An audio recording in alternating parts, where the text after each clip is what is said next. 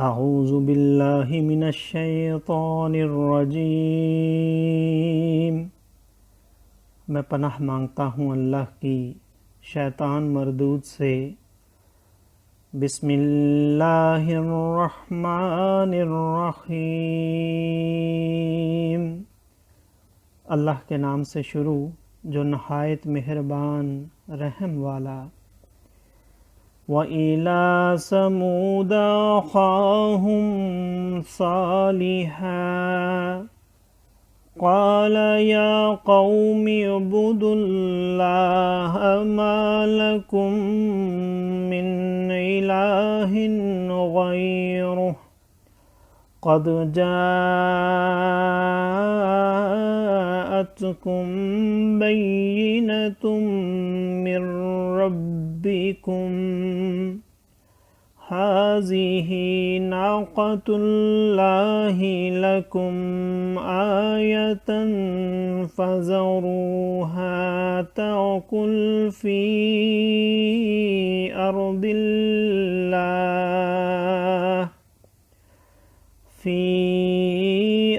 اللَّهِ وَلَا تَمَسُّوهَا بِسُوءٍ فَيَأْخُذَكُمْ عَذَابٌ أَلِيمٌ وَاذْكُرُوا إِذْ جَعَلَكُمْ خُلَفَاءَ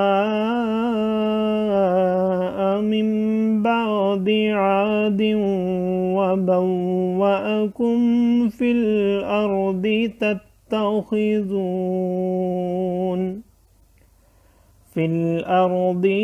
تتخذون من سهولها قصورا وتنحتون الجبال بيوتا فاذكروا آلاء الله ولا تعصوا في الأرض مفسدين قال الملأ الذين استكبروا من قومه للذين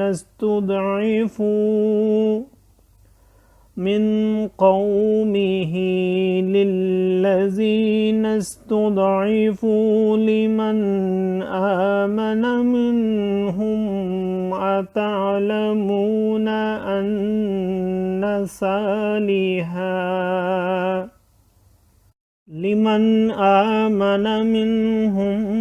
أتعلمون أن صالحا مرسل من ربه قالوا إنا بما أرسل به مؤمنون قال الذين استكبروا إنا بالذي آمنتم به كافرون فعقروا الناقة وعتوا عن أمر ربهم وقالوا يا صالح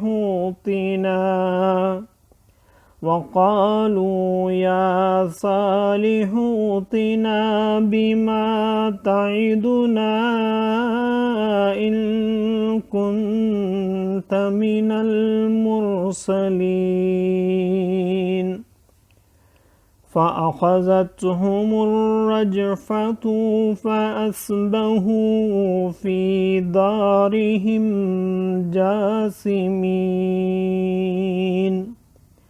فتولى عنهم وقال يا قوم لقد أبلغتكم رسالة ربي ونصحت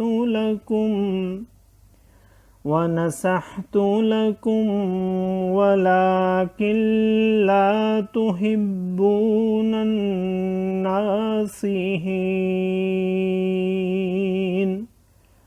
صدق اللہ العظیم۔ اور سمود کی طرف ان کی برادری سے صالح کو بھیجا، کہا اے میری قوم، اللہ کو پوجو، اس کے سوا تمہارا کوئی معبود نہیں، بے شک تمہارے پاس تمہارے رب کی طرف سے روشن دلیل آئی، یہ اللہ کا ناکہ ہے تمہارے لیے نشانی، تو اسے چھوڑ دو کہ اللہ کی زمین میں کھائے، اور اسے برائی سے ہاتھ نہ لگاؤ کہ تمہیں دردناک عذاب آئے گا۔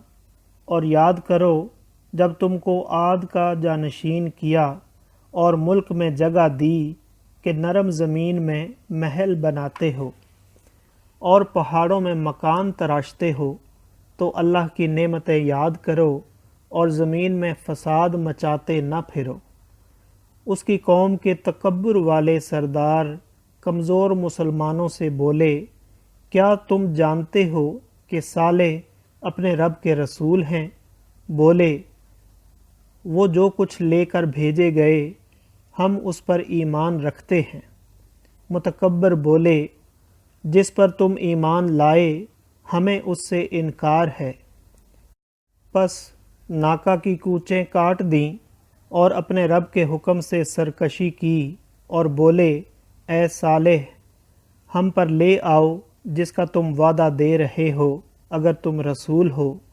تو انہیں زلزلہ نے آ لیا تو صبح کو اپنے گھروں میں اوندھے پڑے رہ گئے۔